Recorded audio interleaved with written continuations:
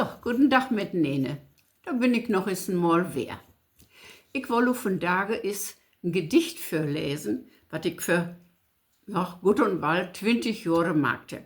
Da was bei uns im Glockenmuseum eine Ausstellung, eine Bella-Ausstellung von dem amerikanischen Maler James Ricci.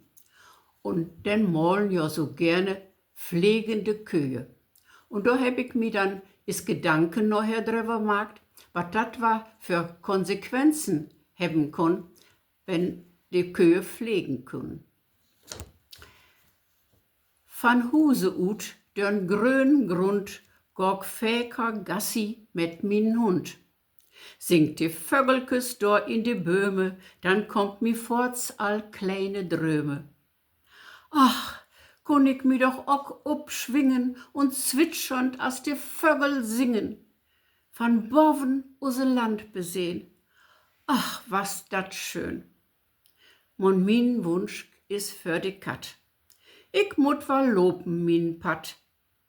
Da ob de Wieske lich ne Ko. Ich kiek erbiedert Fräten to. Behörbig lich se Fuhl in Gröss, die Sonne schint ob de Bläss. Sie döt mi leid. Sie kann nicht pflegen. Sie mutzig war die Schworkraft bögen. So kann se bloß in Grössig leggen. Ich hebt ja nun mal nicht zu sägen. Und dann fällt mi ob min Kopf ne natten, fiesen Klattgedrop. Van Vogel kümmt die griese Kacke, in die ich mit de Fingers packe. Ich putze weg und freu mi dann, gut, dat die Kuh nicht pflegen kann.